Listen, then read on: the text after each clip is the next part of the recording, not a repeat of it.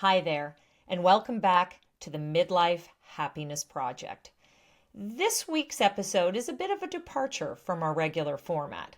Today, I'm speaking with an expert on mindfulness and how the practice of mindfulness can lead to greater happiness, reduced stress, better sleep, and a whole range of other benefits.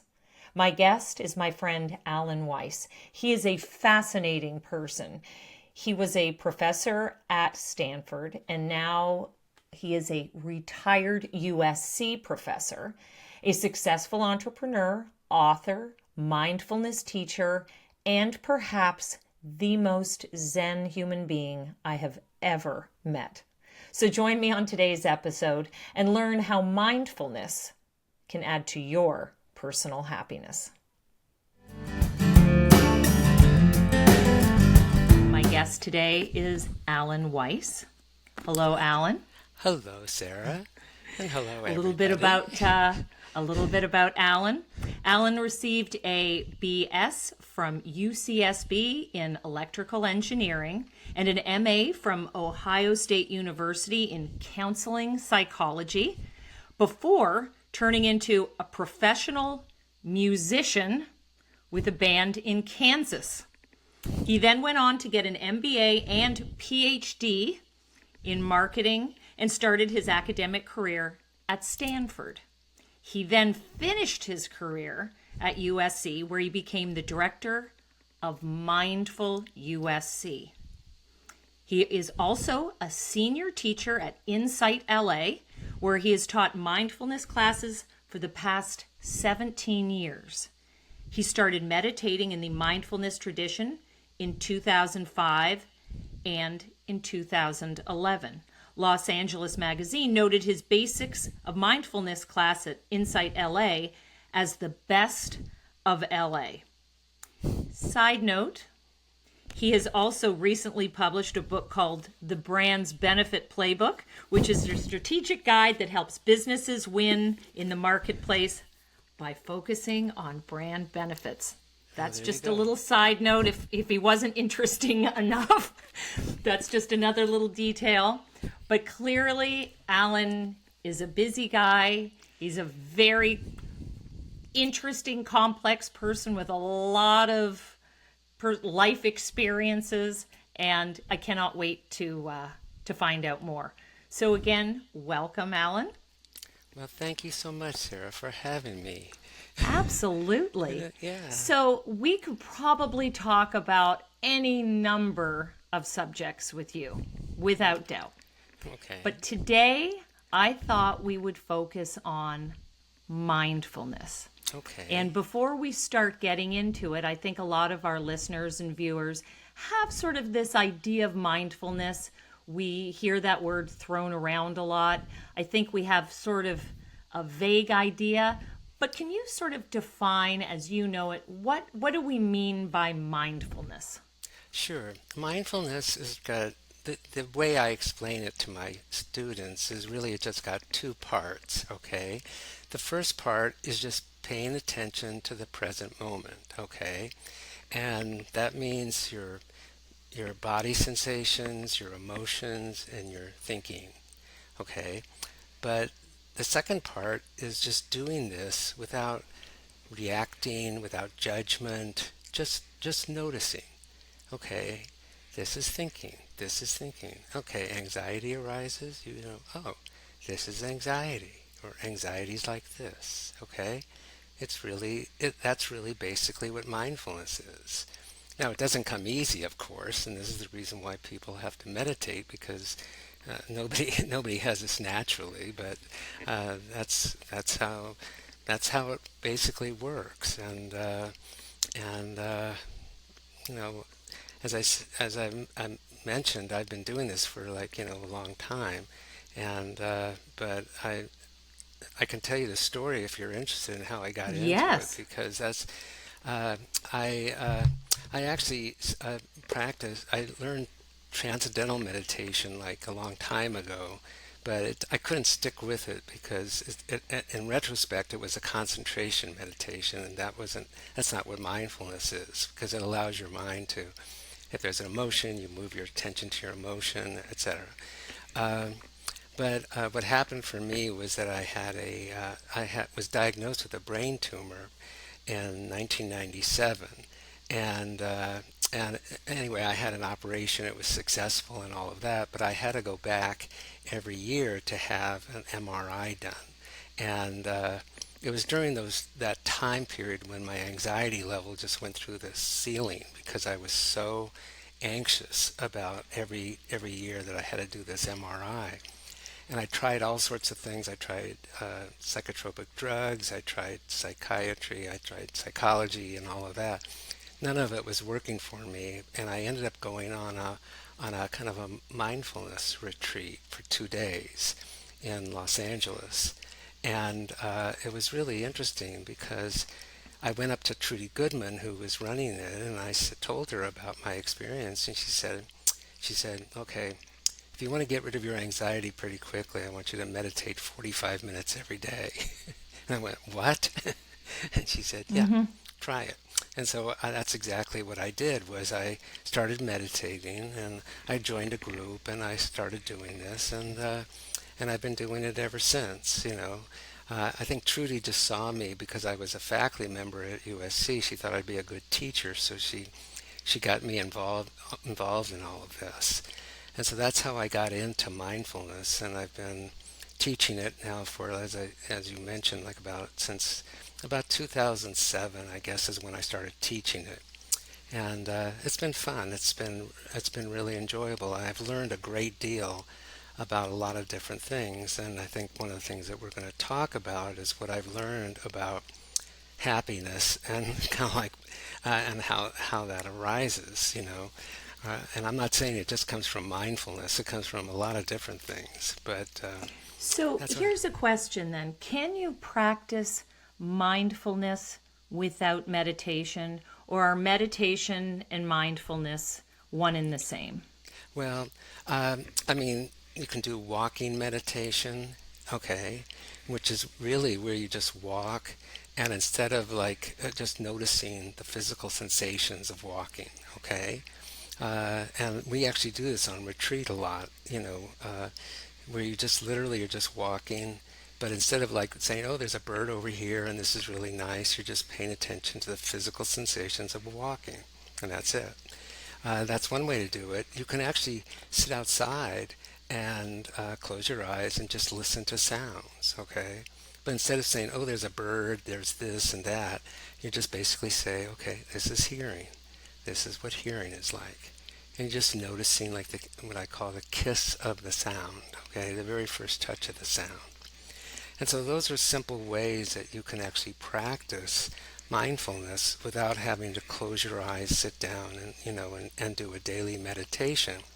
Although, you can, if you daily meditate for even 5 or 7 or 8 minutes or so a day, you start getting the benefits of a meditation practice. But I like what you're telling me, because I have to admit, I went down the path like a lot of people did and tried to really get into meditation. First and foremost, I should say, it's harder than one would think. You know, I certainly was in the group that thought, well, you're just sitting in a quiet room. How hard can it be?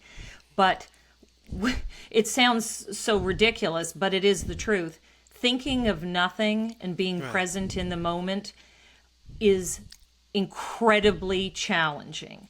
Well, okay, You can think you are committed, but then you start making lists in your head, and next thing you know, you're worrying about something else. But over and above that, I like what you're saying about how you can take this mindfulness, this meditation, and use it in a more practical way. Going for a walk, sitting outside. I think sometimes meditation can be maybe intimidating to people. They have to maintain a certain pose in the right environment, and they think that's not really going to work for my life. Right, So right. But can I just say one thing, Sarah? yes. First of all, if I sit down and my mind is going crazy, okay, and I'm going to meditate, I just close my eyes and I go, this is what a crazy mind is like. This is a crazy mind. If I get impatient, like you were saying, I just go, okay, Impatience is like this. This is what it feels like to. And so you're not it's not like you're denying. And people who meditate, it's not like they have these calm minds and all of that. They have planning minds. It's just that instead of kind of going like, oh, this is horrible, I have a planning mind, just go, okay, this is planning. This is planning. So you're Okay. owning the feeling Yeah. and you're owning that moment. It almost sounds to me like an out of body Yeah. experience, right? Yeah. You're looking down on yourself and saying, "Oh, so that's what it's like Yeah. to feel manic or Yeah. Yeah. anxious or That's whatever the case might be." Yeah, that's all it is, and so it's really simple, but yeah, a lot of people think that because they plan a lot and they're doing all these things, it's just you just notice it. This is thinking. This is thinking.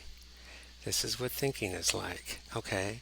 I'm not saying it's easy by any means. Am I saying it's easy? I've been gone the first retreat I did, first long retreat, which was 30 days. I remember feeling locked up when they shut the gate at Spirit Rock because I thought, oh my God.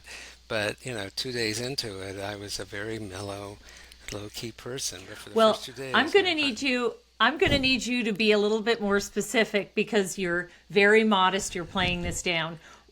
The part of this he's not sharing is that this wasn't just a 30-day retreat. It was a Yeah. 30-day silent I know. retreat, which, I mean, let me tell you, that's a long time Yeah, to be yeah. silent. Can Yeah. you share with us about that first experience? Because Oh, yeah. I know you've done similar things since. Right, yeah. No, the first time my back was hurting. There was all these things going on, but I decided I was just going to do it. And so it's like a lot of things in life where you just say, okay, I'll try this out. I'll just try this out. And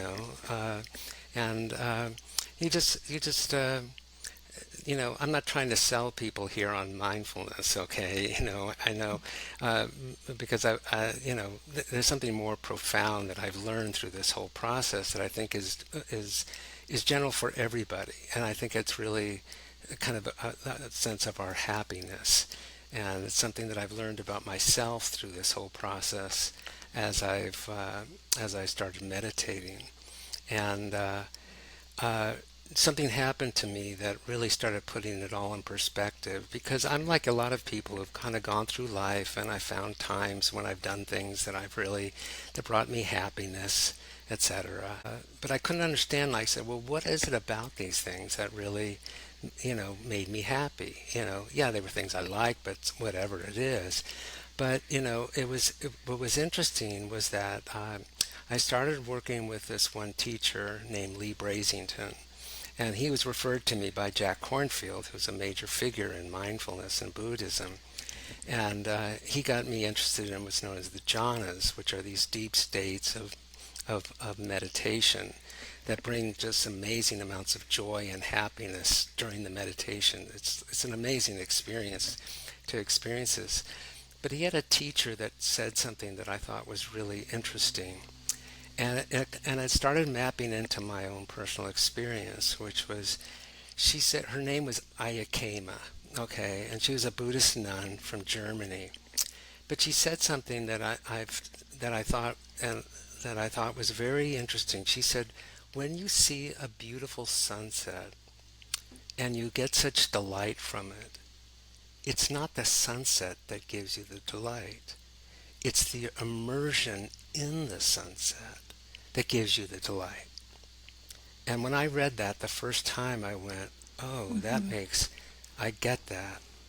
So what it told me, and I've actually since met researchers who have studied this process, but it was actually this kind of immersion, that when we get immersed in something, okay, so let's talk about what immersion means. It really basically just means to be absorbed, be totally kind of involved with something, but doing it with a quiet mind, okay? If you're going to sit there and go like, oh, I'm doing this and why am I doing it and all that, that's not going to get you happy.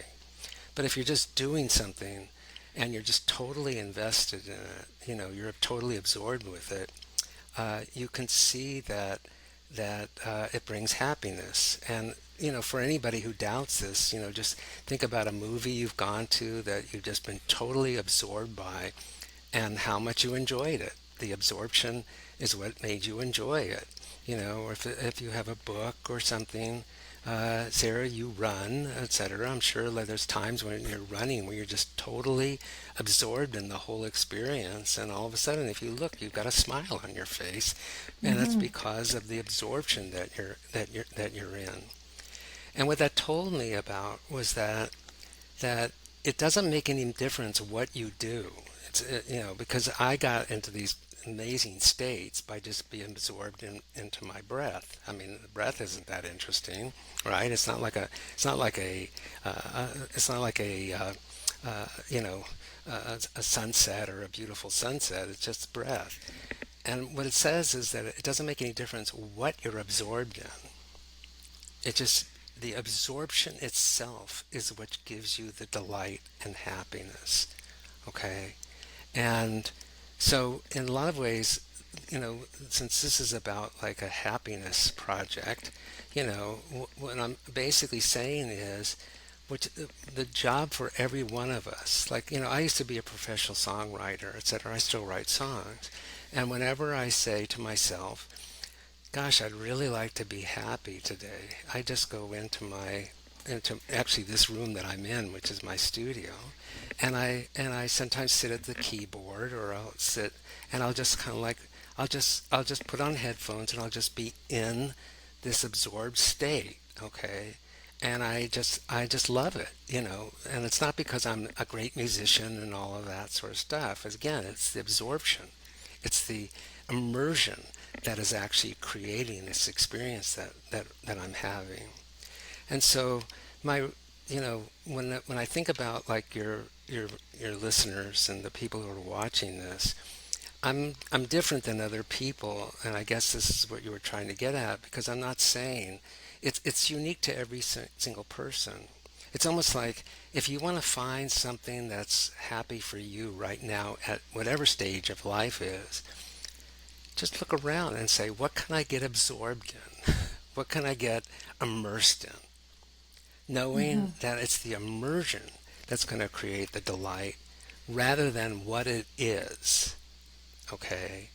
And that's what I'm saying. This is the lesson from Ayakema and from other people that I've talked to since I started realizing this, uh, which is, most people come on a show like this and talk about, okay, so this is what I did. I'm like, that's true. Like, in 2000, I started an online company. Okay, and it still is around. All right, or as a musician or whatever. But I'm not saying go out and be a musician or start an online company and that's going to be great. I'm saying that's kind of irrelevant in a lot of ways. It's whatever for you is something that you can get immersed in. It doesn't make a difference at all what it is. This is kind of key, and this is what's kind of nice about it. As I sometimes Mm-hmm. kid to my friends, if I'm talking about this, I said, if I took a Coca-Cola can and I stuck it here in the middle of the room, and the five of us sat around and we just looked at the Coca-Cola can and just focused on it and did nothing else other than just calming our minds and just immersing ourselves in it, I said every one of us would have a smile on our face. Okay? In fact, here's something that people in the audience can try. Okay, just to see an example of what I mean by this, because this is a really simple test of this whole idea. The next time you're like walking around or you're someplace and you see something that brings a smile to your face, okay, Mm-hmm. what I want you to do is just stop, close your eyes, and just put your attention on your smile. Okay? Just just put your attention on your smile. Don't think about anything, etc. Just okay, smiles are like this. This is what a smile is like. I can tell you, if you just stay there without thinking about it, without doing anything, but just stay there with just, this is what a smile is like. That smile will stay on your face as long as you want it to, until you say, like, why am I smiling like this? Then it's gone. Then it's gone. Then People it's think gone. I'm crazy. Yeah, exactly. But that's what I mean by, but this is a simple way to kind of see what it's like to just really be just focusing on one thing, you know, because I love all of this because I have to tell you, it warms my heart because I am completely on your page here. I'm an artist, I'm a painter, and, right, you know, obviously when things aren't gelling and aren't working, it's very frustrating.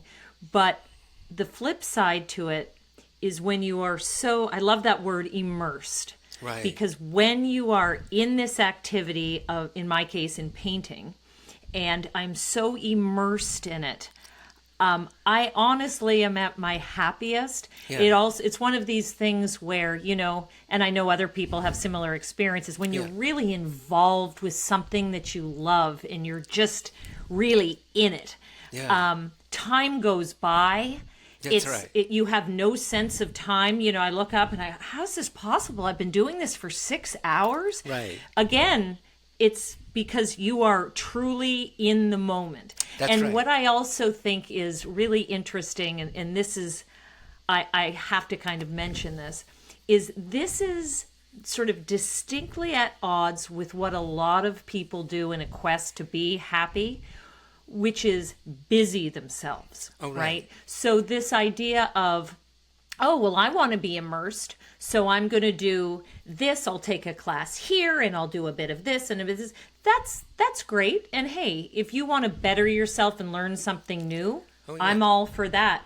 But I think that is distinctly different than what we're talking about. We're talking about finding something that you can really sink your teeth into and give it all of your attention, but it's not work. This is something that just you're good at. It brings you joy, and it's just you are completely invested in that thing. But again, it's different than keeping yourself busy, if you know what I mean, because yeah, there are yeah, people that they don't have 2 seconds to themselves, but if they wrote you a list of what they did in the day, right.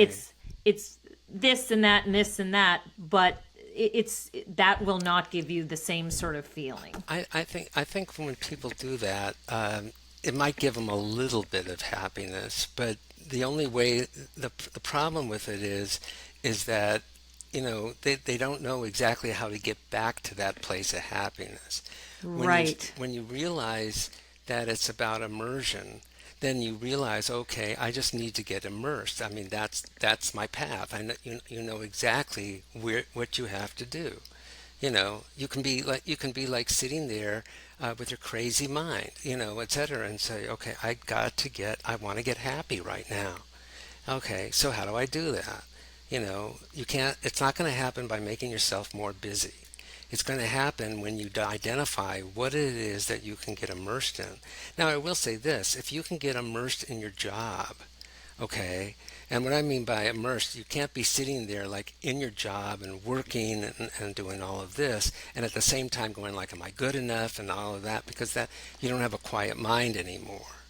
Like, you know, for example, I never, I got an electrical engineering degree, and I didn't do anything with electrical engineering. I immediately got a counseling psych degree and all of this kind of craziness, and went off and became when I had that brain tumor thing, I ended up learning how to program a website for my class, because I was teaching the core marketing class, and I thought it was a good way to kind of get back into the act. Well, I've become a pretty decent programmer, not a great programmer, but I program for stuff. Sometimes when I'm just programming, okay, I write Python code or something like that, and I'm just like right in the middle of just trying to get something done. I'm having a great time, you know. Now, if I start thinking about it and say, "Oh, I need to commercialize it. I got to do this. I got to do that," that kills the whole thing, you know. And that's the whole. This is something I always tell my students. I say, when you have a difficult emotion and you start thinking about it, it actually increases. And if you have a Right. positive emotion and you think about it, it kills it. Okay. So what you want to do is you just want to have the positive experience, the immersive experience.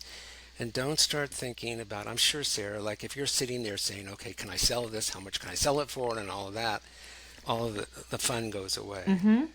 But if Mm-hmm. you're just like in the moment, just saying, oh, I can try this, I'll try this, etc., that's when the happiness stays.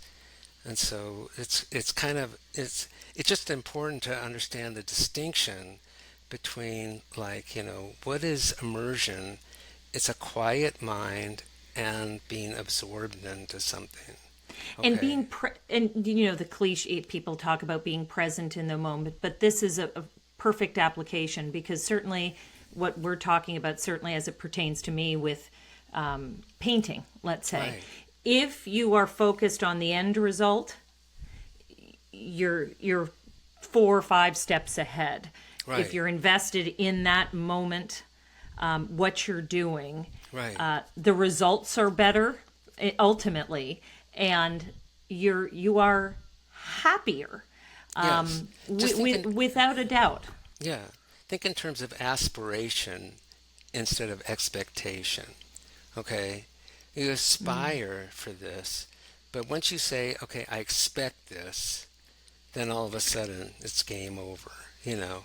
And I know this is hard, but this is a distinction that in Buddhism that I often make, which is the difference between kind of expectation and aspiration. It's kind of like you aspire to it, which is great, and we all want to be better at what we're doing, and that's great. But once you say, I expect to be, boom, then everything is off, then the joy is gone, the happiness is gone. It becomes just work at that point. Right. So, what would you say to listeners or viewers of this podcast who are listening to this and saying, either I can relate to it, or I want that feeling. I want to know how I can immerse myself. Just for the anybody out there, the average person Yeah. who wants to sort of get started with this, what first steps would you recommend? Well, the very first thing I would do is just think of it being experiment. Try different things, okay? Don't limit yourself. Don't say, oh, I can't do that, or it's all the negative stuff. I'm not that kind of a person and all that. Just try different things. Experiment. In fact, if you're like earlier enough in life, where you can experiment, it's good to start experimenting with a lot of different things and just find something and just test out things. Okay, is this something that you could get immersed in? Okay, if it's not, move on. Experiment with something else. And so my suggestion is experiment. Rather than have somebody say, "Oh, you should try this." Okay, I'll experiment with that. This is what I told my wife, who when she was about to retire. I said, just experiment. And she experimented with different things, and she started doing art, and she just loved it. I mean, she wasn't trying to sell it. She wasn't going to be like a vendor, etc. She just loved learning and experimenting, etc. And she just fell into that. Okay. So here's a question for you then. This is kind of a tough one. So we have people, a lot of women, who like to do activities and learn new things in a group, Yeah. right? Is this something, if somebody wanted to, like you say, experiment, and see if they're maybe ceramic, some type of art, is this something that you can gain this mindfulness, really immerse yourself with a group or Yes. with friends, or is it best to be by yourself? Oh, and I can see doing it with a group as long as people aren't saying, "Oh, I like your thing and I don't like your thing," and all of a sudden you get Right. into a comparison. because that's going to kill it, as you can understand. I mean, then Yeah. all of a sudden it's just your mind going, all of that. But if you're all doing it together, oh, absolutely. I mean, when we, you know, in Buddhism, we just call it a sangha. You know, it's like people who meditate together. They come together, they meditate, but then they socialize and they do all these things. And it's a wonderful way to develop a practice. And the same goes for other things in life. And so I'm a big fan of group activities, yes. I like that. So it's all for, be it by yourself or with a group, but if you're with a group, make sure you're all on the same page. Right. You're all there involving yourself in this activity for the right reasons. Right. As opposed to, sure, I'll join you. I've got nothing better to do. Well, Yeah. whoa, let's make sure, you know, we both have the same agenda. Yeah, yeah. Okay, and my last question for you, it's kind of broad, but this notion of mindfulness, immersing yourself in something, in what ways can this make you happy? How does this express itself? And maybe this is more of a personal question with regards to how it affects you, rather than just say, well, you're happy in that moment, which is great, but you can't exist in that moment. Right. So how does this feeling of happiness permeate into your life? Well, I think what happens is that once you start understanding what it is that, like, you know, like that makes you happy, it starts spilling over to other parts of your life, you know, because then you realize that, you know, it's kind of like, you know, it's kind of like if I go out playing with our dog, for example. Who's a cute dog? Yeah. The one thing I start thinking about is, okay, if I can just get like immersed in this experience, I'll be happy. Okay? And so, yeah, so we're just kicking the ball around, and I can kick the ball around and go like, why am I doing this? This is such a drag and all that. But when I get really into it, then all of a sudden we have a great time, you know, and so it starts spilling over because, as I say, it doesn't matter what it is. It's the immersion itself that creates the delight, not the activity. The activity is just a trigger. I know this is kind of tricky for us because, as I say, it starts with noticing that it's the immersion in whatever that gives you the delight. It's not the thing itself. It's just a trigger. And so once you understand that, then you can bring happiness to all sorts of different parts of your life. And you can have the one thing, like you have art, and I have like music, and my wife has art, or whatever. Maybe it might be pickleball or whatever it is, right? Okay, so I've got something, and I like to do that, and it's great, and I can always go back to that. But since I know that it's a more general principle, I can bring it to anything that I do.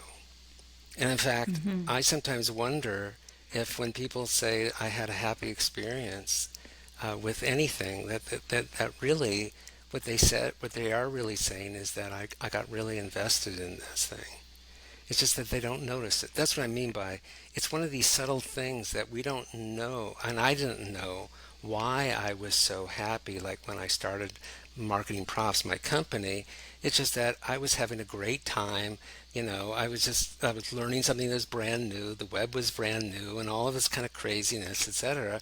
Afterwards, I think I would have said to you, yeah, you should start an online, media company. But I didn't. But now I understand why I was happy. It wasn't that I was starting this company. It's just that I was having such a great time invested in something that I had never done before.